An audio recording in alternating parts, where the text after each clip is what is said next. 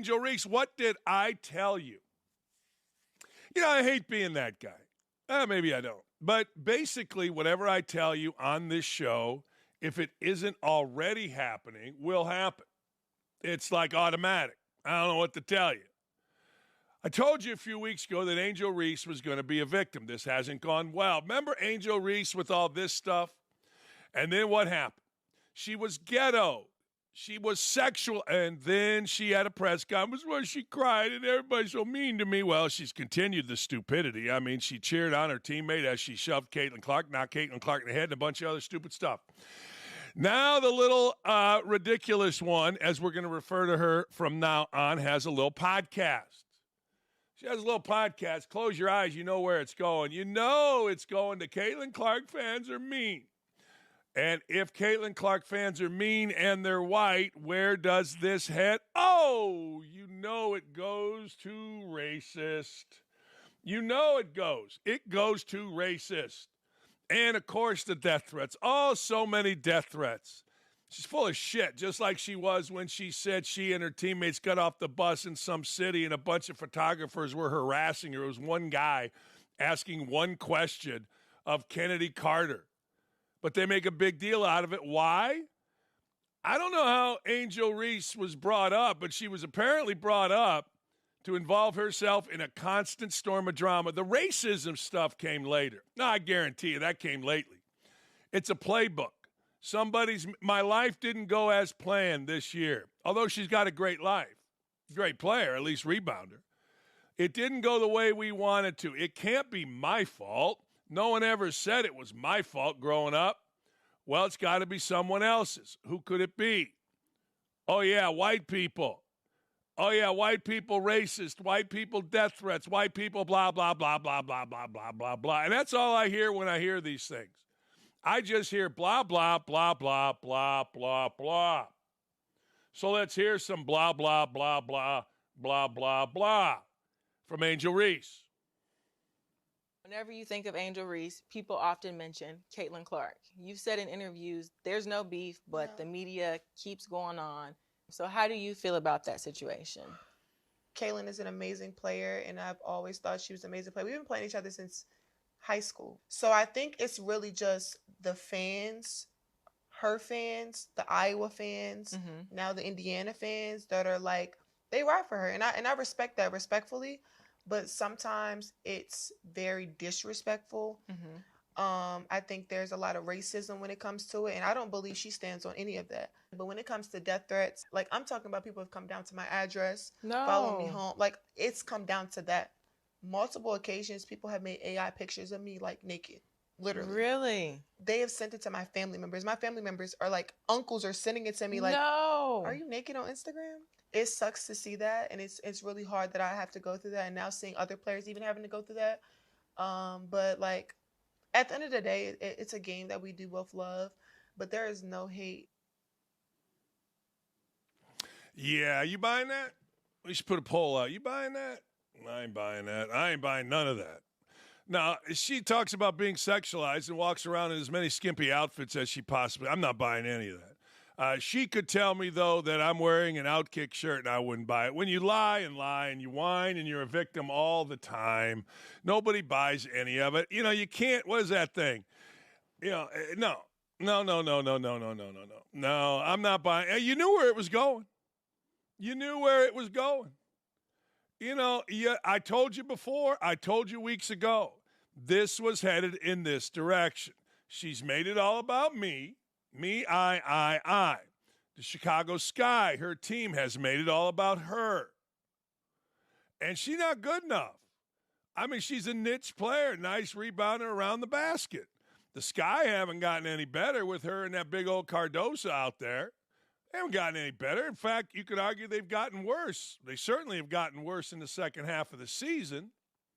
So at the end of the day, you knew this was coming. You cannot have a lack of success as an African-American woman and be disappointed and not claim some type of racism.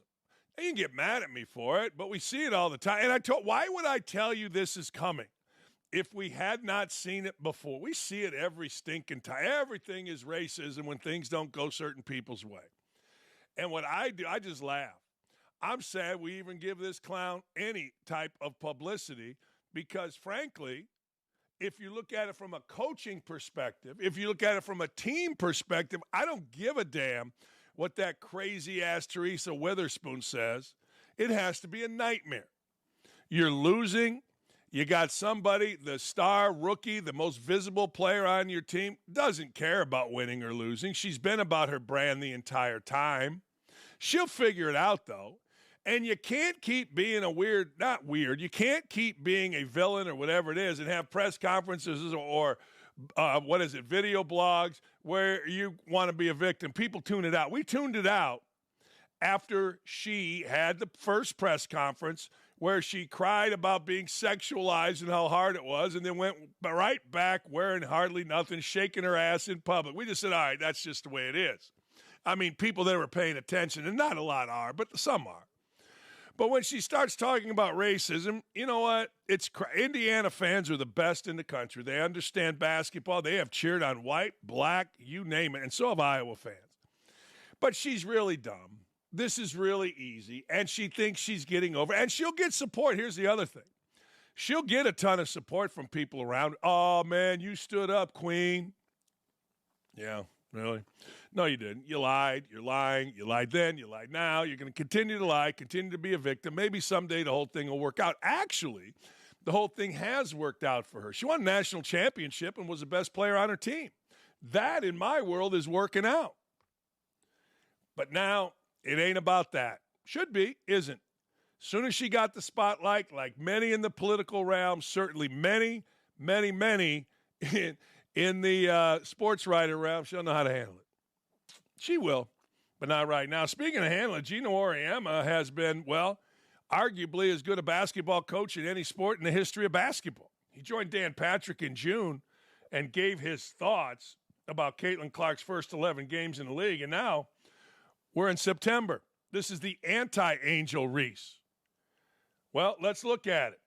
The Fever have clinched the playoff spot. She's the only rookie in WNBA history to record a triple-double. She has 2. And Auriemma's it's kind of aged like milk. Let's hear from Auriemma. The delusional fan base that follows her disrespected the WNBA players by saying she's going to go in that league and tear it apart. There were actually odds on she's 3rd or 4th in betting odds on being MVP of the WNBA. These people are so disrespectful and so unknowledgeable and so stupid that it gives women's basketball a bad name. Okay, so the kid was set up for failure right from the beginning.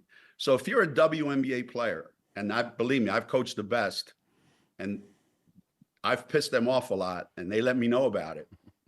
But they were tremendously disrespected. And none of them are going to say it. But human nature is, okay, this kid's coming into the league. And Diana said it best. This kid's in for a rude awakening. And they all jumped over her, but they didn't read the whole thing that she said. But nobody's printing. Diana Taurasi was right. This kid's on the wrong team. She's got the wrong skill set to handle the physicality of that league. And she's a rookie. And if you're a WNBA player, if you're any kind of player, you're going to say, I'm going to make a statement. Targeted by society, targeted by her looks, targeted by her reputation, targeted by the disrespect that they've shown to the WNBA. There's a huge target on this kid's back. Couldn't be more wrong. Gino Auriemma, see, the old coach sits there and I've coached the best. I've pissed them off. I. Oh, my ass. Shut the f up. You're an arrogant clown now, and you look like a goddamn fool. I've coached the best. I've done this. I've done that. I. Okay, Gino, how's that working out? Gino, baby, you probably have coached the best, but he got to throw it. I'm a tough guy. I've pissed them off. Blah, blah, blah, blah, blah, blah, blah, blah. Really. Well, let's show it. Let's go through what Gino Auriemma, his dumb, arrogant ass, most career games with 20 and 10. How about that? That's pretty good. I mean, she's already got that. Here we go. Caitlin Clark currently is 7th in career games. Career games in 34 games. Diana Taurasi, 559. Courtney Vandersloot, 422 games played. This girl has 7 already. Yo, Gino. Hey, Gino. You moron. You arrogant old freaking. I'm a tough guy.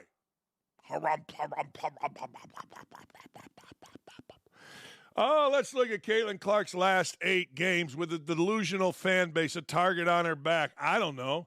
This seems pretty good, Gino.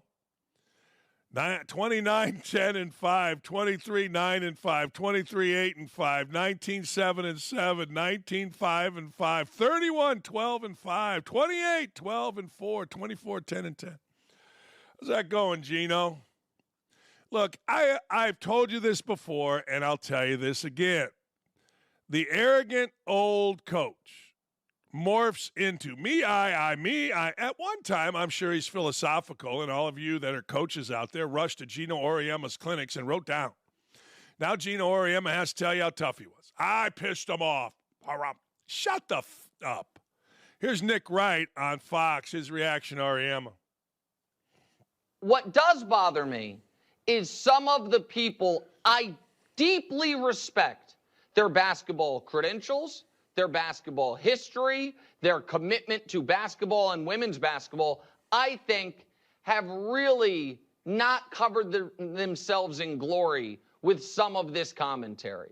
And I'm going to read you a quote, Colin, if I may, from, again, this person might know more about about women's basketball than any person who's ever lived, and that's Gino Auriemma.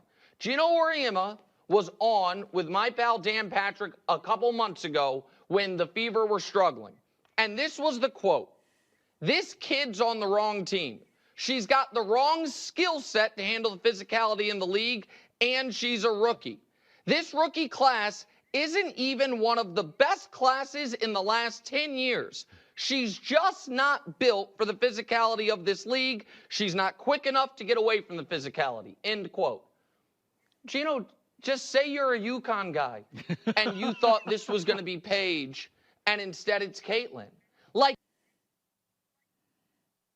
Yeah, he's right. I mean, I don't get into that. The UConn guy and all the – nobody gives a rat's ass whether Nick Wright, whoever Nick Wright is, respects basketball acumen. I don't even know if Nick Wright has any basketball acumen. I don't know what Nick Wright is. But anyway, long story short, I don't buy that it's all UConn either. I buy that he is standing up for women's basketball and not paying attention to what's actual. And in fact, when Gino Auriemma did this, pretty much piling on.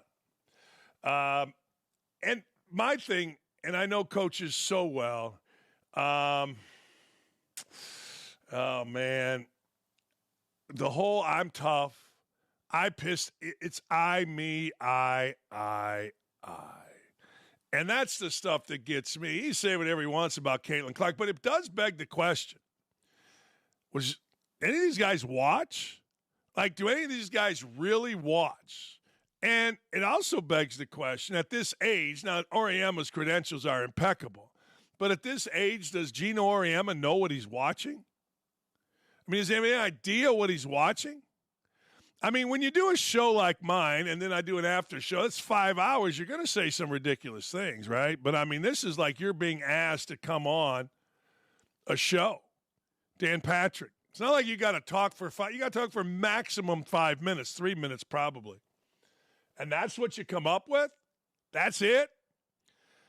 Oh, man, I got to tell you, normally I don't do these things about, hey, looking back, but the ridiculousness, the attacks on Caitlin Clark are so asinine that it's just kind of fun to do. It really is. So good for Nick Wright, Colin Cowherd, and whatever. And, Gino, just stick to bullying little girls. Apparently that's what you brag about now. This is a fascinating story. This is a really, really fascinating story. The Washington Commanders have fired the team's vice president of content, a guy named Real Antine, after he was recorded in an undercover video in which he accused most NFL players, as well as Cowboys owner Jerry Jones, of being homophobic.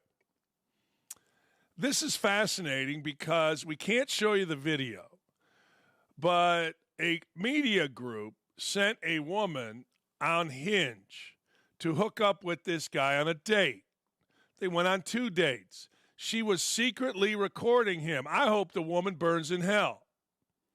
This is dirty business. Let's take out what the guy said. And the media group can burn in hell for all I'm concerned about, too. I'm sorry. You go on Hinge, you prostitute yourself. I'm going to go on a date with a guy. I'm going to secretly record him, and he's trusting you. Who knows why he said the stuff he said, and I'll get to what he said in a minute. But it's fascinating to me that this is the world that we live in, and people seem to think this is okay. It's not okay. It's not okay at all. I mean, I hope the woman sits there and at some point looks herself in the mirror and says, yeah, I ruined a guy's life. The internet's forever. I decided over something absolutely useless to get clicks, to get people talking, I ruined a man's life. I hope they never announce who the woman is because that's what we do now in modern media. I hope she burns in hell. I don't know if I've ever said that before about anybody. Nonviolent Crime Division, okay? Let's make it clear. Nonviolent Crime Division, this woman and this media group is about the worst you can be. Okay, she got this guy. Here's what the guy said, right? Guy said our roster, 50% of our roster is white, religious, and God says F the gays.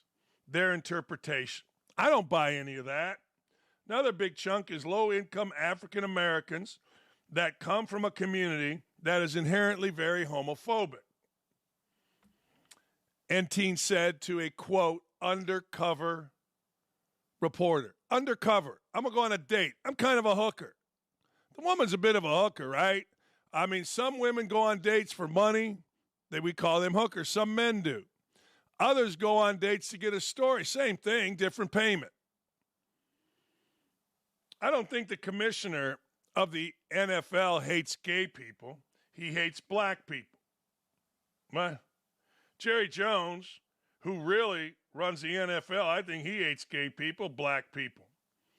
It's not done out of the goodness of their heart. They're talking about DEI now. It's done because George Floyd changed the game. It's to make as much money as possible. The NFL cares about the bottom line, like any corporation, above all else. So this guy is sitting in a D.C. restaurant, meets a girl on Hinge. Apparently, she must be fairly attractive. He's trying to impress her by being a mouth. Don't be a mouth. Don't ever be a mouth. Being a mouth gets you in trouble. Oh, it's gotten me in trouble. I was never a mouth. In fact, outside of here on TV shows, I'm not really a mouth. I'm kind of shy, quiet, and stay to myself. But this guy saw a woman, got a date, thought she was cute, was going to be a mouth. She turned out to be a hooker, just in a different way of payment. Now she goes back. Can you imagine her excitement, this woman? Could you imagine the excitement this POS and the POS media group that she works for? How excited they are. We got him. It's great. See, one of the things I'm thankful for, and I don't know if my parents, my schooling, I don't know. Maybe I was just born this way, but I live by the mirror. I do. I live by, if I can look in the mirror and know I did right, I'm all right. I got a call the other day from one of our bosses about a tweet I put out. I really didn't think about the tweet. And I sat there and went, he's right. I looked in the mirror. I did. I always go to the mirror. Thought about it, looked at the tweet, looked at me, looked in the mirror, and thought, you know what? He's 100% right. Had I looked in the mirror and thought, nah, he's wrong, I wouldn't have worried about it, regardless of consequence. But I live by the mirror. Can you imagine? Now you read, the Washington Commanders have fired the team's vice president of content, Riel Enteen, and you're that woman, you're that media group. I won't even name the disgusting pig that runs the media group. And you're proud of yourself? In fact, as I'm talking to you right now, I can see myself, and I think I actually retweeted it. I'm going to go back and unretweet that. I'm part of the problem if I retweeted that. It's crap. It's complete crap. Beware, boys. Apparently, I got to warn you. Hookers are everywhere. Everywhere. Just a matter what the payment is. Be alert. Stay vigilant. Because they're everywhere. Steph Curry doesn't know his ass from third base. And I've always said this about people. People, basketball players in recruiting, teams when you're scouting, people, women when you're dating, boys when you're dating. You know what I'm saying.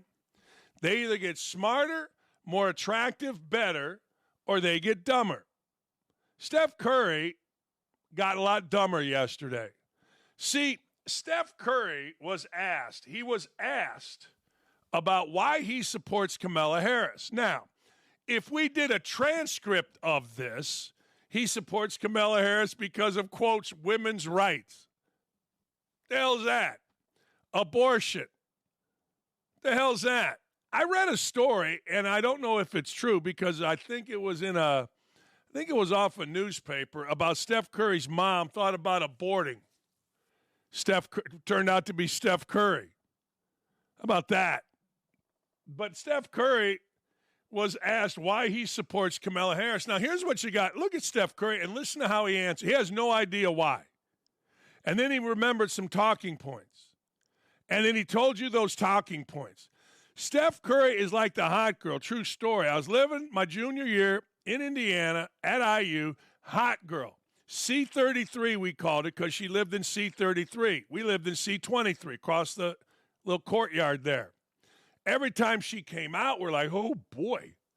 Finally, because I'm that kind of suave, I timed it to go out, go to the bus stop. We're going to class, start talking. We'll start dating. Got tired of her in about 2 minutes. That's how I am with Steph Curry. I got tired of him. If you ran a transcript, he might not sound so stupid. But watch, he has no idea what he's answering, and he got a few talking points into his head. Watch this stupidity. The reaction was great. There's also obviously a lot of noise in terms of anytime you step into this lane, you know it's going to be received, in a lot of different ways. And for me, it's all about creating conversations that are about being decent human beings, first and foremost. I think we've lost that a little bit to where, obviously, endorsing Kamala is important for me, for my family. Why? What are the issues you care about most? Say what? What are the issues you care about? I just know from especially women's rights and thinking about, what's at stake with this election and understanding, like, we need to be in a position where women have the right to choose what's right for them. And that's at the top of the list for me. I have amazing women in my life who've, been a huge inspiration to me. But knowing Kamala and having been around her, and I understand she's qualified for this job. She's, I think, representing what it means to be a great leader and being a decent human being in terms of representing our country the right way. So it's an easy choice for me, but to be able to have be in a situation where you can be a part of the DNC, do a video like that, let people know where I feel like, but foster positive conversations, through it all. I think that's what our country needs. Yeah, he's full of shit. I mean, he caught a couple talking points. Kamala, whatever the hell her name is, Harris, was having an affair with a 62-year-old married man. That's decent. You ever listen to her talk, Steph? You ever hear what she has to say, Steph? Tell me what puts her in a position as a great leader, Steph. See, he heard some talking points. Women's rights. Donald Trump just put it back to the states where it actually belongs. That's abortion. So Steph Curry likes this woman because she basically wants to kill babies. She's in charge. She has been in the past in favor of full-term abortions. That's what we're listening to. He doesn't know his ass from third base. Steph Curry, by all accounts, and I had one interaction with him indirectly with a young boy named Brody Stevens who was dying, and he did some wonderful things for him. Steph Curry, by all accounts, is a nice man, but he's an idiot. If you can't see through that, then you just don't know people. When they asked him why, he started mumbling, stumbling, women's rights and abortion. Really? What would you like to see out of abortion? Really? What women's rights do you think are going to be taken away? Let's say you can't say abortion. And everybody goes, oh, yeah, abortion, harum. Man, that's disappointing. And it's not disappointing that he supports Kamala Harris. I would have loved, in fact, I couldn't wait to watch the video because I wanted to dispute what most people are saying. Most people are saying he's a dumbass that doesn't know his ass from third base. And they would be right after I watched the video. I didn't want it to be that way. I didn't. I wanted to say, hey, man, it's pretty good, pretty smart, pretty on point. Couldn't do it. Too stupid. Had no idea what he was saying. None. Zero zip. And I mean none.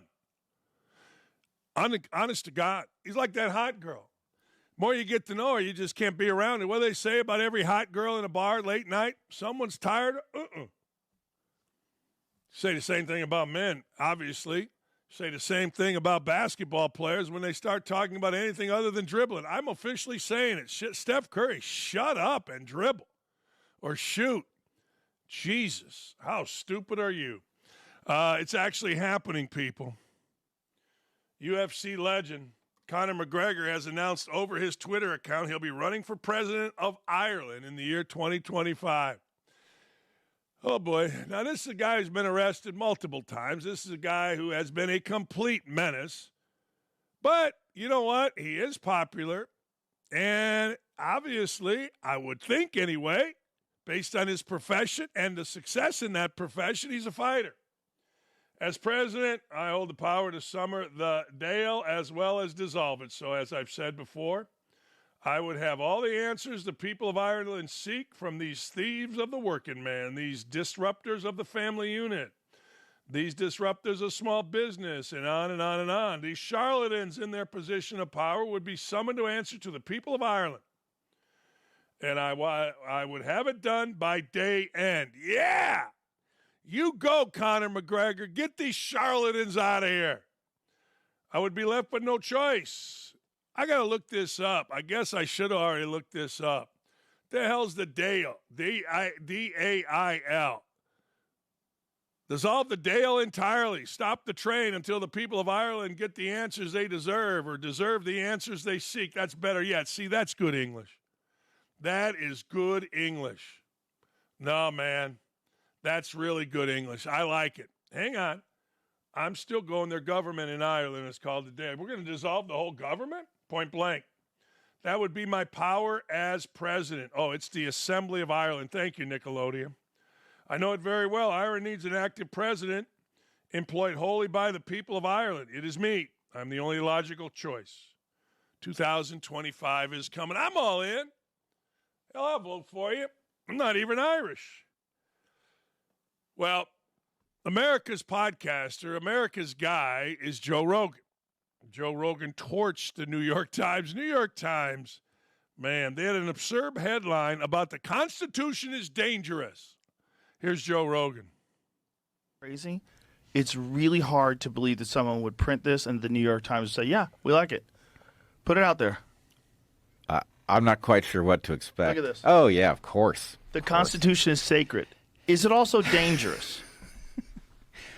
Right. One of the biggest threats to American politics might be the country's founding document. What the fuck are you talking about? Yeah. One of the biggest threats to America's politics might be one of the greatest documents that any country was ever founded on, if not the greatest ever. Mm-hmm. That could be a threat to America's politics. What politics are we talking about?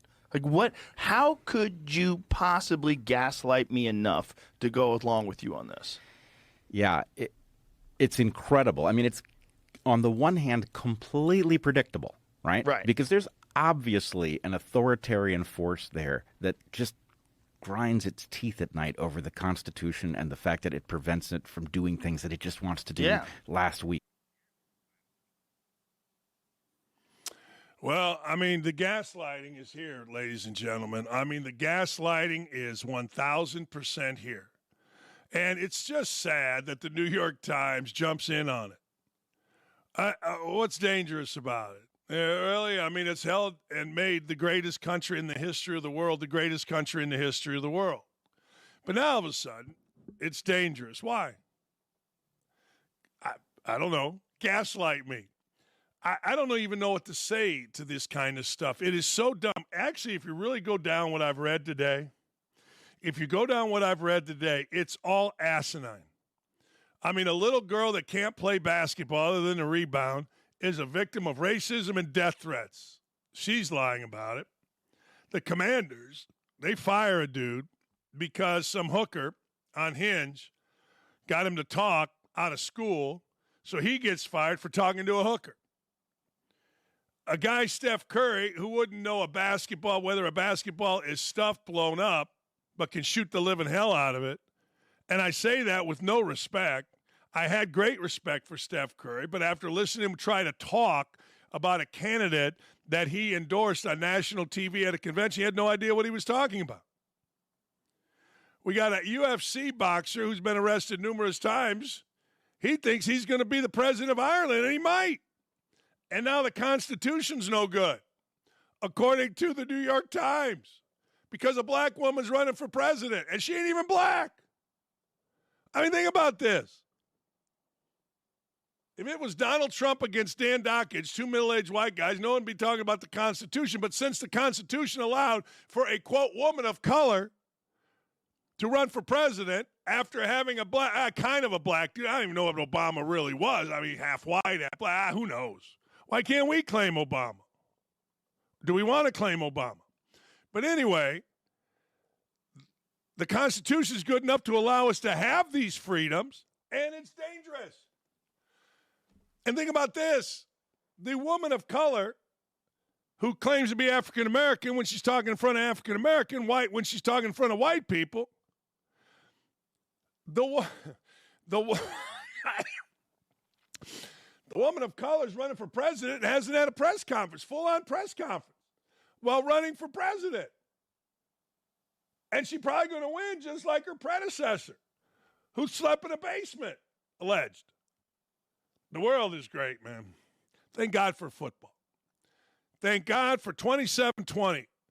Jackson drops back, scrambles, misses a guy wide open in the end zone.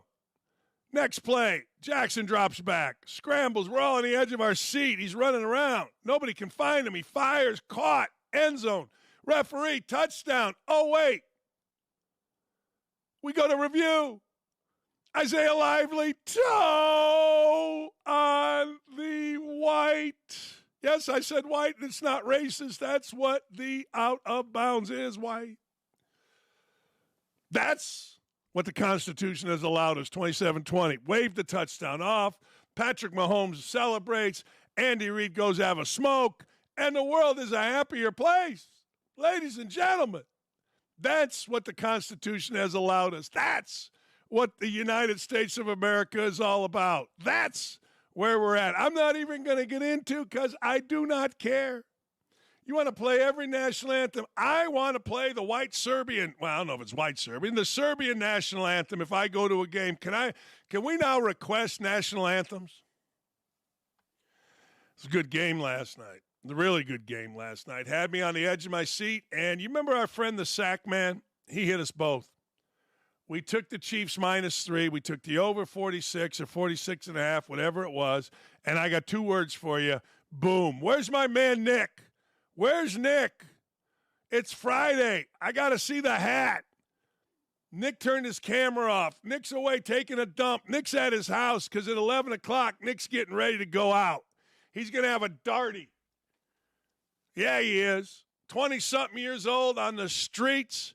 He's going to find himself a anorexic freaking supermodel and have at it for the afternoon. He's going to make sure that she understands what White Castles really are. Nick, where's the hat, baby? It's Friday. Come on. Man, oh, man, go get the hat. Doesn't he know? Haven't we done this too much? Hey, by the way, coming up, shot clock violation. Me, Danny Z, Jason Allen Hammer. You're going to like it. You're going to like it. You're going to like it a lot, I think. I do. I think you're going to like it a lot.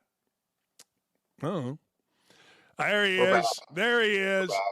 Looking like Zorro. There was a movie, Zorro, the Gay Blade. That's what you look like right there. Zorro, the Gay Blade. Look it up before you say I'm homophobic. There was a movie called Zorro, the Gay Blade. And he looks like Zorro. Nick. You're still homophobic. Game last night. What'd you think? What'd you see? I love Isaiah. Not Isaiah. Well, Isaiah Likely. I like him a lot. But Xavier Yeah. Worthy, bro, he's so fast. That dude might be the next Tyreek. He's so quick. That run play that they had in the first quarter, I was like, there's no way he's getting this. There's no way he's getting this. And then he makes it to the end zone. I'm like, first of all, I didn't realize how close they were to the end zone. I thought it was going to be at least like a 30, 40-yard play, and then they get into the red zone. But he went for the touchdown. I'm just like, yo, this guy's so good. Aaron just texted me the gay blade. Oh, God. So now that's going to be my new thing now, huh? Who texted that to you? Aaron. Zorro, the Gay Blade. Look it up. It was a good movie. It was I think, in the 80s. I don't know. I mean, you look like Zorro. You need a sword. You need to walk around with a sheath on your side. Not a rubber, a sheath. Yeah. Start whooping ass, Nick. Start whooping ass. Everybody in the world has a fantasy team. Did anything happen on your fantasy team last night? Yeah, Xavier Worthy dropped me 21 in my flex position. It was either between him or Tony Pollard in my flex. And I asked a couple dudes, a couple of my friends, I was like, who do I start? What's his name? Tony Pollard or Xavier Worthy? And my boy Joey, who's in my league, goes, we're the enemy. But I'm still going to go Xavier Worthy. I was like, okay. So I went with them. And it paid off. So that's what we got. Do you think the game was fixed last night? A lot of people saying the fix was in, false starts, that kind of thing. The refs are on the Chiefs side, and I was looking on Twitter, and I was seeing a bunch of photos that, people were taking up their TV screens of, like, the Ravens were getting every call imaginable, and the Chiefs weren't getting shit calls or whatever, or vice versa. You know what I mean? Like, they were getting away with everything, and the Ravens weren't. I can kind of see it. And then the last play on where the Ravens lineman or whatever had his foot on the line, and they caught it. It was literally like just a hair, and they ended up catching it. I don't know. I don't think it's tough to say, but I do think the Chiefs got the favor. When we come back, it is a new segment. There he is, Zorro, the Gay Blade. Yeah, there he is. Look at him. Yeah, swashbuckling. He's swarthy.